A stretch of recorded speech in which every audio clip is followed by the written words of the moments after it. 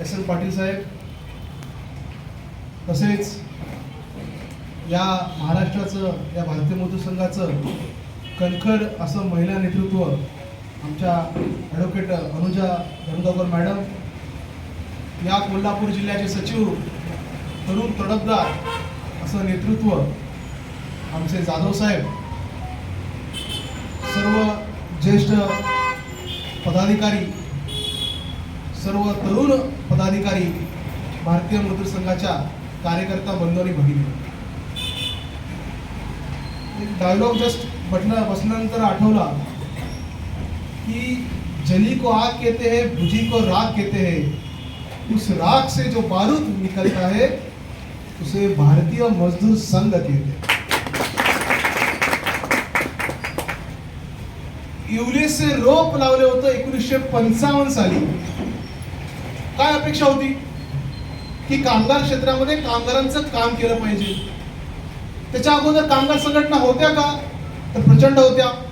अगदी लाला लजपतराय यांनी स्थापन केलेली पहिली कामगार संघटना, अगदी नारायण मेघाजी लोखंडे यांच्यापासून सुरू असलेला कामगार चळवळीचा लढा होता का? तर होता. पण काय अशी आवश्यकता पडली दत्तोपंत ठेंगडींना की त्यांना वाटलं की आपल्या विचारांची एक संघटना या भारत देशामध्ये असावी. 1955 साली, म्हणजे देश जर 1947 साली स्थापन होत असेल आणि आपल्याला माहिती आहे की राष्ट्रीय स्वयंसेवकांची स्थापना 1925 ची असेल, मी ज्या विद्यार्थी संघटनेतून आलो त्या विद्यार्थी संघटनेची स्थापना 1949 ची आहे.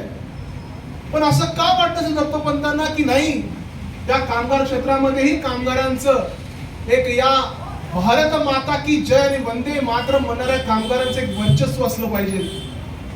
कारण की त्यावेळीची असलेली भयावह परिस्थिती, आणि ही परिस्थिती ओळखली माननीय दत्तोपंतांनी. त्यांना सांगण्यात आलं की तुम्ही कामगार संघटनेची सुरुवात करा. पण लक्षात घ्या की सुरुवात ही अशीच होत नसते. त्या सुरुवातीला ही आधी नॉलेज गरजेचं असतं. नाहीतर उठ तुला कामगार संघटना चालवायची आहे, पण दत्तोपंत उठले नाही. त्यांनी आधी ह्या संपूर्ण रचनेचा, स्ट्रक्चरचा अभ्यास केला. अगदी काँग्रेसच्या संघटनेमध्ये जाऊन त्यांनी पाहिलं की काय काय लूपहोल्स असू शकतात, आणि त्यानंतर त्यांना कळालं की काय काय लूपहोल्स आहे जे या भारत देशाला नवीन संघटनेची गरज आहे. भोपाळमध्ये आता आज एक भव्य दिव्य कार्यक्रम झाला. आज माननीय आपले राष्ट्रीय अध्यक्ष हिरमय पंड्याजी त्या कार्यक्रमाला उपस्थित होते. काय कारण याचं की भोपाळमध्ये स्थापन झालेली 1955 सालची ही संघटना, जसं मॅडमने आता उल्लेख केला की एक नंबरची संघटना म्हणून कार्यरत आहे. सगळ्यांनी प्रयत्न केले, नो डाऊट. सगळ्यांचा त्यात परिश्रम आहे, नो डाऊट. परंतु ह्या देशातील कामगारांसाठी प्रामाणिकपणे काम करण्याची इच्छा असलेल्या कार्यकर्त्यांना उभं केलं, हे या संघटनेचं खरं यश आहे. कार्यकर्ते बरेच असतात, राजकीय कार्यकर्ते म्हणू आपण, सामाजिक कार्यकर्ते म्हणू, पण कामगारांना परमेश्वर मानून काम करणारा जर कार्यकर्ता कुठं मिळत असेल तर या भारतीय मजदूर संघामध्ये मिळतो. 1965 साली आपल्याला माहिती आहे की चीन आणि पाकिस्तान, चीनचं युद्ध झालं होतं. त्यावेळी कम्युनिस्ट पार्टीने जे बिहेवियर केलं, त्यामुळे डिफेन्स मध्ये या संघटनेची आवश्यकता वाटली. डिफेन्स मध्येही आपलं काम त्या ठिकाणी सुरू झालं, आणि खरोखरच जेव्हा भारत देशाला गरज होती त्यावेळी आपल्या कामगारांनी सांगितलं, चाहे कुछ भी हो लेकिन देश की मजबूरी प्रथम. आणखी कम्युनिस्टच्या संघटना म्हणत होत्या, चाहे जो भी मजबूरी हो हमारी मांगे पूरी करो. या गोष्टीला छेद देणारी एक विचार दत्तोपंतांनी या ठिकाणी रुजवला. सुरुवातीला जेव्हा भोपाळमध्ये स्थापना झाली त्यावेळी सगळ्यांना ती स्टोरी माहिती आहे, गोष्ट माहिती आहे की पत्रकारांनी कुस्तीतपणे विचारलं होतं की दत्तोपंत तुमचे मेंबर तरी किती, तुमच्या संघटना तरी किती? त्यावेळी दत्तोपंत म्हणाले होते की हा भगवान विश्वकर्मा हा माझा प्रथम सदस्य आहे. म्हणजे काय, हे ईश्वरी काम आहे याची प्रचिती त्यांनी दिली. आणि एक संघटना असलेली संघटना आज जवळजवळ 3 लाखाच्या वरती मेंबरशिप असलेली संघटना म्हणून भारत देशातील क्रमांक 1चं कामगार संघटन. त्यावेळी त्यांना विचारलं की तुम्ही करणार कसं, तर ते बोले ईश्वरी काम आहे, भगवंताला काळजी असेल तर तो करेल. आणि त्यानंतर जवळजवळ 12 ते 13 वर्ष कोणतेही अधिवेशन कार्यक्रम न करता संघटन मजबूत करण्यासाठी दत्तोपंत झगडले. मित्रांनो, सांगायचा उद्देश काय की एखादी संघटना बनली की लगेच आपण कार्यक्रम घेतो, उदो करतो, पण सलग 13 वर्ष 14 वर्ष फील्ड वरती काम केल्यानंतर पहिलं राष्ट्रीय अधिवेशन होतं आणि त्यानंतर त्या संघटनेची वाटचाल नक्की केली जाते. मला वाटतं की दत्तोपंतांकडून काय गुण घ्यावे. एक महत्वाचा गुण म्हणजे सामूहिकता. मते अनेक पण निर्णय एक झाला पाहिजे हे दत्तोपंतांकडून शिकावं. कारण की आज हे भारतीय मजदूर संघ जे आपण नाव ऐकतो आपल्या प्रचलित भाषेत आहे, परंतु त्यावेळी जेव्हा बैठकीच्या वेळी अशी गोष्ट घडली होती की दत्तोपंतांच्या मनात होतं की या कामगार संघटनेचं नाव भारतीय श्रमिक संघ ठेवायचं. पण जेव्हा बंगालचे कार्यकर्ते असतील, आपले ओडिशाचे कार्यकर्ते असतील, त्यांना बोलायला हा श्रमिक शब्द थोडा अवघड पडत होता. ते श्रमिक नाही श्रमिक व्हायचा, त्याचा अपभ्रंश व्हायचा. त्यावेळी दत्तोपंतांच्या मनात आलेलं म्हणजे विचार करा की दत्तोपंत म्हणजे त्यावेळी सुप्रीमो, त्यांचा शब्द कोण टाळणार.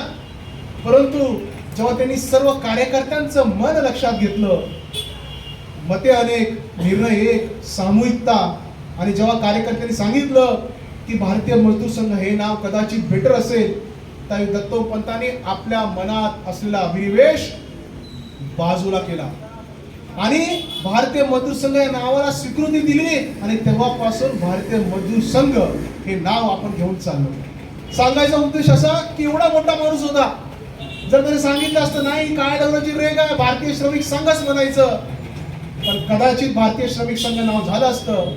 पण आपली कार्यपद्धती काय म्हणते की सर्वांशी चर्चा करून घेतलेला निर्णय, आणि एकदा निर्णय झाला तर तो निर्णय सर्वांचा असतो, मग त्याला दत्तोपंतही अपवाद नाही.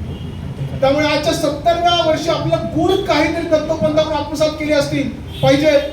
आपण बरंच 70 वर्षाचं ऐकलं असेल, वाचलं असेल किंवा काही जणांनी लिहिलं असेल, म्हणून आता खरी गरज आहे संस्काराची. आगामी काळात सुसंस्कारित कार्यकर्ता घडला पाहिजे. पुढच्या पिढीमध्ये तो संस्कारित कार्यकर्ता, दत्तोपंतांना अभिप्रेत असलेला कार्यकर्ता घडण्यासाठी या सामूहिकता असेल, मते अनेक निर्णय एक असेल, एक बार संघटनेने सोच लिया ते करण्याची तयारी असेल, या सर्व संस्काराची गुणवैशिष्ट्याची गरज आहे. भारतीय मजदूर संघ असाच मोठा झाला नाही. मी कायम या ठिकाणी कोल्हापूर जिल्ह्यामध्ये येतो आणि मी अभिमानाने म्हणतो की भारतीय संघ हा जर कोणावरती उभा असेल तर कार्यकर्त्यांच्या त्याग, तपस्या, बलिदानावरती उभा आहे. आज आपल्यापैकी इथं बसणारे कार्यकर्ते खाली बसले असतील, उद्या इथं खाली बसणारे कार्यकर्ते उद्या इथं वरती बसतील. इथलं अध्यक्षपद कोल्हापूर जिल्ह्याचं किंवा सचिवाचं कोणी गोंधून घेत नाही. त्यांना माहिती आहे ही जबाबदारी आहे, पद नाही, प्रतिष्ठा नाहीये. It is a responsibility. आणि त्या जबाबदारी मला न्याय द्यायचा आहे. मग भले 1 वर्ष असो, 2 वर्ष असो, 3 वर्ष असतो, जेवढा वेळा मला संघटनेने सांगितलं जास्तीत जास्त 2 टर्म तो या पदावरती राहतो किंवा जबाबदारीवरती राहतो. एकदा त्याने जबाबदारी भूषवली की त्याला 2 टर्म पेक्षा जास्त संधी मिळत नाही. हे या संघटनेचं वैशिष्ट्य आहे. इंटप या इतर संघटनेमध्ये काय हो, एकदा अध्यक्ष बनला की तह्यात अध्यक्ष. आज या ठिकाणी अनेक ऋषितुल्य आपले ज्येष्ठ कार्यकर्ते बसले, त्यांची कर्तबगारी फार महान आहे, मोठी आहे, आणि शब्दात वरू शकत नाही. पण त्यांनी असं नाही सांगितलं की भारतीय मजदूर संघ जिल्हा कोल्हापूर जिल्हा ठेका मी घेतलेला आहे आणि आता मी जबाबदारी सोडणार नाही. जेव्हा जेव्हा त्याला संघटनेने सांगितलं हे काम करायचं, मग ते संघटित असो असंघटित असो, त्यांनी ते काम स्वीकारलं.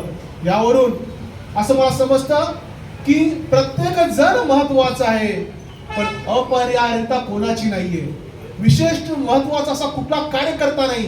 हा, पण कार्यकर्ता प्रत्येक जण हा तेवढाच महत्वाचा आहे. आणि ही जी जबाबदारी आपण आजपर्यंत निभावत आलो, त्यामुळे तरुण कार्यकर्ता जास्तीत जास्त भरणा भारतीय मजदूर संघावर दिसतो.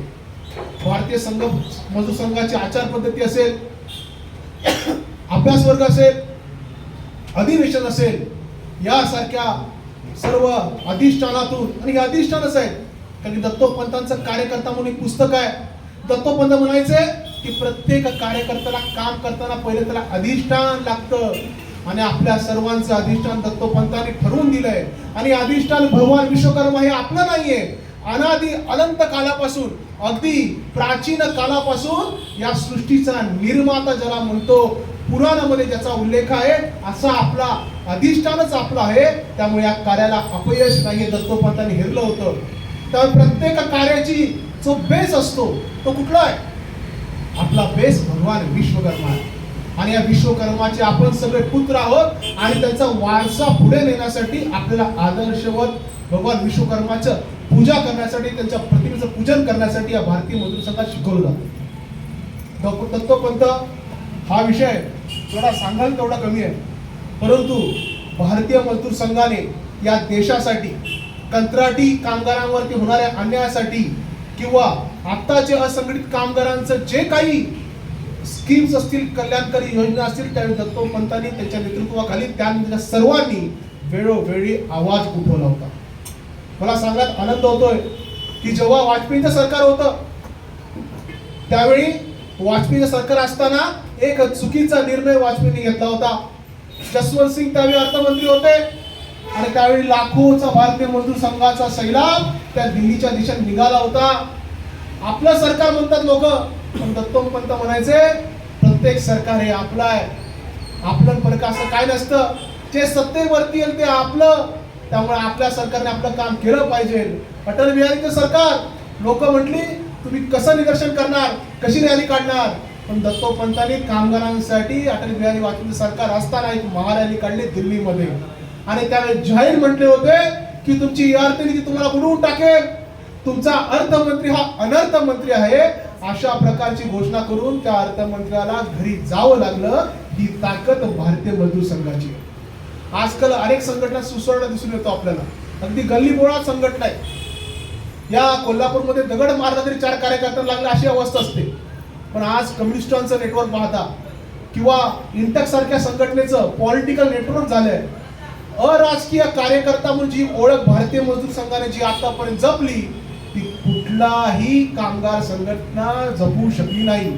आज या आम्ही सांगतो आमचं संघटन हे अराजनैतिक संघटना आहे. कुठल्याही पार्टीशी आमचा काही संबंध नाहीये, भले ते भाजपवाले असेल किंवा सेनेवाले असतील.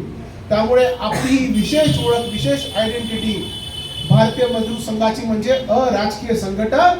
जो कार्यकर्ता कुठलाही संघटन असेल, कार्यालयामध्ये येताना त्याच्या पक्षाच्या चपला त्याने बाहेर काढाव्यात, आत येताना त्याने कायम कामगारांच्या भल्याचा विचार करावा, अशी भूमिका भारतीय मजदूर संघाची. त्यामुळे अराजनैतिक संघटन, क्रमांक 1चं संघटन आणि या संघटनाची दिशा ठरवणारा हा आपल्या समोरचा भगवा झेंडा. बांधवांनो, हाच तो भगवा झेंडा आहे जो शिवाजी महाराजांना त्यांनी मार्गदर्शन केलं होतं. हाच तो भगवा झेंडा आहे ज्यांनी राणा प्रतापांना मार्गदर्शन केलं होतं. हाच तो भगवा झेंडा आहे त्यांनी स्वतंत्र सैनिकांना प्रेरणा दिली होती. आणि तोच भगवा झेंडा हा भारतीय मजदूर संघाचा आपण स्वीकारला. त्यामध्ये निशाण जे आहे, मुठ्ठीचं निशाण म्हणजे एकतेचं प्रतीक, त्यामागे असलेले आरे जे उद्योग धंद्याचं प्रतीक आणि त्यामध्ये असलेल्या गव्हाच्या लोंब्या हे शेतकऱ्याच्या समृद्धीचं प्रतीक, असा एक अनोखा ध्वज आपल्याला दिला. हा ध्वज आमचा ध्वज नसून आपल्या भारतीय परंपरेचं प्रतीक असलेलं चिन्ह आहे. तेही आपला भारतीय मजदूर संघाला आपल्या दत्तोपंत ठेंगडेंनी दिलं. अशा प्रकारे ही संघटना 70 वर्षात पदार्पण करते. अभी तो कुछ पली चले है, म्हणजे अभी तो नापी है मुट्ठी पर जमीन, आगे तो आसमां बाकी है. 70 वर्ष ही काही सुरुवात नाहीये. मला वाटतं की जणू काही आता बाळसं धरलं या संघटनेनं. आता खऱ्या अर्थाने संघटना चालायला लागेल, कामगारांचे खऱ्या अर्थाने प्रश्न उचलेल. आजही बघतो की आपला कामगार त्या गीताप्रमाणे शोषित, वंचित, पीडितच राहिलेला आहे.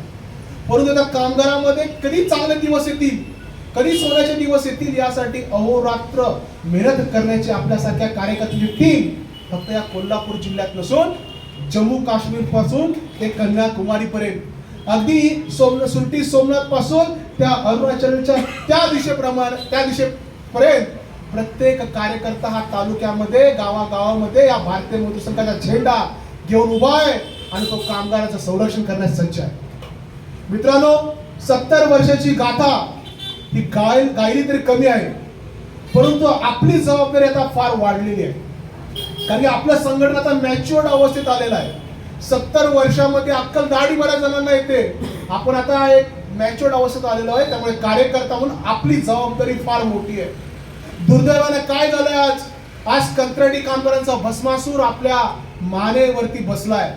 बऱ्याच ठिकाणी किमान वेतनाचा प्रश्न आजही आहे. या देशाला जेव्हा 75 वर्ष पूर्ण होतात, माझ्या संघटनेला जेव्हा 70 वर्ष पूर्ण होतात, तरी जर कामगारांना किमान वेतन जर मिळत नसेल, त्यांना प्रॉव्हिडंट फंड मिळत नसेल, ESIC हॉस्पिटल अजून प्रत्येक जिल्ह्यात होत असतील तर डॉक्टर नसतील, नर्सेस नसतील, अशी जर भयानक अवस्था असेल आणि देशातला 40 कोटी कामगार यापासून वंचित असेल, तर माझा भारत देश सुपर पॉवर होणार कसा? अब्दुल कलामांनी स्वप्न बघितलं होतं की हा देश सुपर पॉवर बनेल, पण मित्रांनो आपल्याला वगळून तर तो सुपर पॉवर होऊ शकत नाही. कारण आम्हाला जर वगळा गतप्रधानी होतील तारांगणे, आम्हाला वगळा विकेला कवडी मोलाचे हे जिने. कारण कामगार हा एक मूलभूत घटक आहे देशाचा. प्रत्येक कामगार या देशामध्ये जडणघडणीमध्ये काही ना काही रोज योगदान देत असतो. त्याला बघून या देशाला कधीच महासत्ता होता येणार नाही. त्यामुळे जय जवान जय किसान बरोबर जय कामगार हा नारा आपल्या पंतप्रधानांनी दिला होता. त्यामुळे आपण अविभाज्य घटक आहोत. त्यामुळे आपण सगळ्यांनी संकल्प केला पाहिजे. 70 वर्ष पूर्ण झाली, या गाठा जाऊच, ह्याची पालखी वाहणारे आपण भोई होऊच. पण 70 वर्षानंतर भारतीय मजदूर संघ कसा असेल त्याची जबाबदारी माझी आहे. अजून भारतीय मजदूर संघ परिपक्व कसा होईल याची जबाबदारी माझी असेल. गावागावामध्ये भारतीय मजदूर संघ गेला नसेल तर ती पोहोचवण्याची जबाबदारी माझी असेल. पण हल्ली वेळ कोणाला आहे? साहजिकच प्रश्न पडतो, 24 तास आपल्याला कमी पडतात. पण जेव्हा तुम्ही मोबाईलचा स्क्रीन टाइम ऑन करता आणि तुम्हाला कळतं की मी 4 ते 6 तास माझ्या मोबाईल वरती घालवतो, तेव्हा मला कळतं अरे मला वेळ आहे. कालच दत्तोपंतांचं एक भाषण मी ऐकलं होतं. फार छान गोष्ट दत्तोपंतांनी सांगितली. दत्तोपंत म्हणजे समय किसी के पास नहीं, किसी के पास समय नहीं है. तरी छान उदाहरण दिलं की एक रहाट गाणं असतं. एका बैलाला पाणी प्यायचं असतं, मग तो विहिरीजवळ घेऊन जातो आणि विहिरीजवळ गेलं नसतं, जुन्या काळी रहाटानं पाणी काढायचं. पण त्या बैलाला सवय असते की त्या रहाटाचा आवाज आला की त्याला पाणी प्यायची इच्छा त्याची संपते. मग तो पाणी पित नाही. बैलाचा मालक त्याला घेऊन जातो पाण्याकडे, परत तो रहाटाचा आवाज येतो, त्यामुळे तो परत मागे सरतो. सांगण्याचा उद्देश दत्तोपंतांचा असा होता, तात्पर्य त्या गोष्टीचं असं होतं, काम करण्याची प्रचंड इच्छाशक्ती असते. बैठकीत येतो, बोलतो, फार हे करणार ते करणार, एवढी मेंबरशिप करणार, पाटील साहेब असं करू तसं करू, जाधव साहेब प्रवीण जाधव असं करू. पण जेव्हा खाली जातो, घरी जातो, तेव्हा आपल्या सगळ्या ते रहाट्याप्रमाणे टकटक करणाऱ्या अनेक गोष्टी आपल्याला त्या आपल्या मार्गावरून डायव्हर्ट करत असतात. किती संकल्प करतो, बैठकीमध्ये फार संकल्प होतो, एवढी मेंबरशिप करणार, एवढे कामगार आणणार, एवढ्याला लाभ मिळवून देणार, असं करणार तसं करणार. पण शेवटी भौतिक सुखामध्ये आपण एवढं अडकून जातो की बैठकीमध्ये जे ठरतं ते करत नाही. आणि बऱ्याच वेळा आता अशी अवस्था झाली की बैठकी पक्की बसली जात नाही. या संघटनेचा आत्मा 1955 साली जेव्हा ही संघटना सुरू झाली होती तेव्हा एका बैठकीने सुरू झाली होती. तेव्हा मला वाटतं की अजून एक गुणधर्म असेल की सगळ्यांनी एकत्र आलं पाहिजे, एकत्र बसलं पाहिजे, बोललं पाहिजे, शेअरिंग केलं पाहिजे. कदाचित आठवड्यातून एकदा या, हरकत नाही महिन्यातून एकदा या, पण मासिक बैठक आपली होते का हा प्रश्न स्वतःला विचारायचा. स्वचं उदाहरण द्यायची गरज आहे. म्हणतात ना की पहिले केले मग सांगितले. जर आपणच बैठकीला जात नसू, आपणच काम करणार नसू, तर भारतीय मजदूर संघाचा फक्त लोगो डीपीला टाकून किंवा फेसबुकला ते शेअर करून काही हित साधू जाणार नाही. आपलं काम हे तळहातावरचं काम, आपलं काम हे कार्यकर्त्यांचं आहे, आपलं काम हे सभासदांचं आहे. आपलं काम फेसबुक आणि व्हॉट्सअपचं नाहीये. कदाचित गरज असेल ते करावं, परंतु आपलं काम हे जमिनीवरचं आहे. We are mass based organisation. आपण सगळे जमिनीवरचे कार्यकर्ते आहोत आणि दुर्दैवानं आता कार्यकर्त्याची जमीन सुटत चालली. व्हॉट्सअप कॉलिंग होतं, व्हॉट्सअपवरती बैठका होतात, पण भेटणं होत नाही, संबंध स्थापन केले जात नाही. असे बरेच कार्यकर्ते, जुने कार्यकर्ते आहेत की कार्यकर्त्यामध्ये एकोपा होता, एकमेकांच्या घरी जाणं होतं, सुखदुःखात भेटणं होतं. परंतु आता ते राहिलंय का? कारण की संघटनेचं काम करण्याच्या अगोदर त्या कार्यकर्त्याशी माझी जवळीक झाली पाहिजे, एक चांगली मैत्री झाली पाहिजे.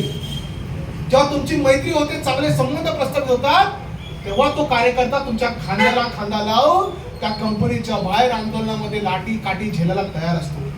एका कार्यक्रमामध्ये एकत्र येऊन टीम बिल्डिंग तो काम करायला तयार असते. पण दुर्दैवानं हल्ली ही गोष्ट कमी होत चालली. आगामी काळात 70 वर्षामध्ये जे आपल्या पूर्वजांनी जी काही शिदोरी देऊन गेले, बैठकीची असेल, स्वाभिमानाची असेल, पासून सुरुवात असेल, या सर्व शिदोरीचा फायदा आपण केला पाहिजे. बऱ्याच वेळा 60 वर्षाची पुस्तिका आपण छापली होती, बऱ्याच जणांनी वाचली नसेल, वाचन केलं पाहिजे. कम्युनिस्ट पक्ष किंवा संघटना आज ही काय आघाडीवरती आहे?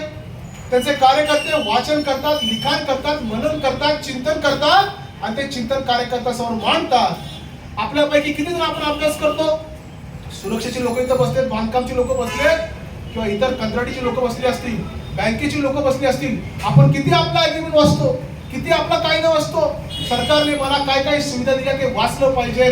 कदाचित 1955 साली शिक्षणाचा स्तर कमी असेल, जास्त अशिक्षित लोक असतील, पण आता आपला शिक्षणाचा स्तर वाढलाय. त्यामुळे आपण जागरूक झालं पाहिजे. कायद्याचं युग आहे, त्यामुळे कायदे आत्मसात केले पाहिजेत. त्यासाठी आपण अभ्यास मंडळ स्थापू शकतो का, याचा एक विचार केला पाहिजे. आगामी युग जसं मला म्हणतात किंवा विषयांची आता आंदोलन फार कमी झाले, दिसतच नाही आंदोलन. पहिली ट्रेड युनियनची काय जबरदस्त आंदोलन असायची. मी जेव्हा विद्यार्थी दशेमध्ये होतो, माझ्यावरती 18 केसेस होते, मी पण आंदोलन करायचो. आताही विद्यार्थी परिषदेचे आंदोलन कमी झाले, पण हरकत नाही. जरी आंदोलन कमी झाले असतील, पण कागदावरची लढाई तेवढीच आता महत्वाची आहे. आणि सगळ्यात महत्वाची म्हणजे कायद्याची आणि कागदावरची लढाई. पण त्या लढाईमध्ये मग आता मागे पडतोय का आपण? पण लढायची कोणी? ते वकिलांनीच करायला पाहिजे असं नाहीये. ट्रेड युनियन ऍक्ट मध्ये स्वतः कामगारी तू आपली केस फाईल करू शकतो. मग कामगाराला तो आपण आत्मविश्वास दिला पाहिजे. हो, तूच आहे तुझ्या जीवनाचा शिल्पकार, तुला आता मदत करायला कोणी येणार नाही. तुझ्यावरती अन्याय झाला, तू पेटून उठलाच पाहिजे. तुझ्या सोबतीला भारतीय मजदूर संघ आहे अशी जाणीव करून दिली पाहिजे. बऱ्याच वेळा लोक म्हणतात की कार्यकर्ते येत नाहीत, पण शेवटी प्रत्येक जण महत्वाचा असल्यामुळे कार्यकर्त्यापर्यंत संपर्क करणं आपलं दायित्व आहे. येईल नाही बऱ्याच हा भाग वेगळा असतो. बऱ्याच वेळा बैठकीचा निरोप देताना आपल्याला संभ्रम असतो की तो कार्यकर्ता येईल की नाही, तो किती लांब राहतो, तो 100 किलोमीटर राहतो, पाऊस आहे, पाणी आहे. पण मला वाटतं जी आचारसंहिता आपल्या संघटनेची, सादर सूचिता आहे संघटनेची, की प्रत्येक जण महत्वाचा, प्रत्येकाला निरोप गेला पाहिजे. त्याला डिसाईड करू द्या ना. बराच वेळा तो काम करेल की नाही माहित नाही. गुरुजींचं एक छान उदाहरण आहे. मुंबईला गुरुजी काय बैठकीत आले होते आणि बैठकीमध्ये त्यावेळी कार्यवाहाची निवड करायची होती. तर गुरुजींना सांगितलं की तुम्ही जर गुरुजी ते कार्यवाह नाव ठेवलंय, त्याच्याकडे ऑलरेडी 13 जबाबदारी आहे. गुरुजी हसले. मग 13 जबाबदारी म्हणजे काय? गुरुजी म्हणले, गुरुजींना सांगितलं कार्यकर्त्यांनी, स्वयंसेवकांनी की 13 जबाबदारी असल्यामुळे गुरुजी ऑलरेडी तो एवढा बिझी असतो, 14वी जबाबदारी तो समोर शकत नाही. गुरुजींनी फार छान उत्तर दिलं होतं. जो माणूस 13 जबाबदाऱ्या समर्थपणे सांभाळू शकतो, तो 14वी जबाबदारी समर्थपणे सांभाळू शकतो.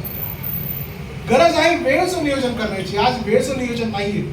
आज हे एवढं सुंदर कार्यालय या ठिकाणी आहे, जागोजागी आपली कार्यालय आहेत. 8 तास काम केल्यानंतर, 1-2 तास ट्रॅव्हलिंगचे वगळल्यानंतर तरी आपल्याकडे 14 तास शिल्लक राहतात. आपण असं करू शकतो का? 1-2 तासाने आपण कार्यालयात येऊ शकतो का? चहा प्यायला काही हरकत नाही. आज दुर्दैवानं बोलावं लागतं की 70 वर्षानंतर आपली कार्यालय काही ओस पडलेली आहे. काही मोजके कार्यकर्ते येतात, ते काम करतात. ही आपली सर्वांची जबाबदारी आहे. भारतीय मजदूर संघाचा ठेका फक्त काही जणांनी घेतला नाही, तर आपल्या सर्व प्रमुख कार्यकर्त्यांची सर्वांची जबाबदारी आहे की भारतीय मजदूर संघाला येणाऱ्या गतवैभव जर प्राप्त करून देण्यासाठी अधिक परिश्रम करायचे. रात्र महिन्यांची म्हणू शकतो, परिस्थिती अतिशय बिकट आहे म्हणू शकतो. होणारच नाही, कोण येते आमच्याकडं? काही असेल, if everything crumble down we start from beginning, हे जे वाक्य आहे, जरी सगळं कोलमडलं तरी आपण पुनश्च सुरुवात करू, कारण की आपलं अधिष्ठानच भगवान विश्वकर्मा आहे. त्यामुळे काळजी करायची नाहीये. आगामी काळात अधिक मेंबरशिप वरती भर द्यायचा आहे, अधिक बैठकावरती भर द्यायचा आहे. जे 5 एक बिंदू आले, समरसता असेल, पर्यावरण असेल, कुटुंब प्रबोधन असेल, स्वदेशी असेल, अशा बिंदूवरती भर देऊन त्यावरती काम करण्याची योजना आखायची आहे. कारण की आपलं संघटन हे मास ऑर्गनायझेशन आहे. आपल्याकडून अपेक्षा फार आहे. 70 वर्षाच्या इतिहासामध्ये बरंच काही केलंय, बरंच काही करायचं राहून गेलंय आणि बरंच काही करणार आहोत. पण कार्यकर्त्यांची पक्की फळी मास बेस्ड कार्यकर्ता, संस्कारित कार्यकर्ता हे उभारण्याचं महत्वाचं उद्दिष्ट जर कोणाच्या खांद्यावरती असेल तर तुमच्या आमच्या खांद्यावरती आहे.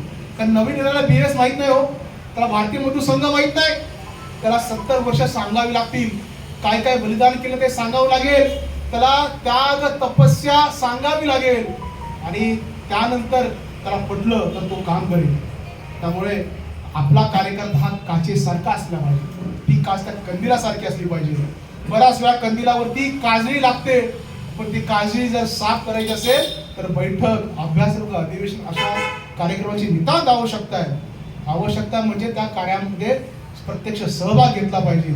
जर आपल्या कंदील लागली काजळी आपण दूर केली तर आपण जर ठरवलंय त्याचा प्रकाश संपूर्ण आपल्या कार्यक्षेत्रावरती येऊ शकतो. आगामी काळात आपण अधिक जोमाने काम करू, अधिक जोमाने हा वारसा पुढे नेऊ.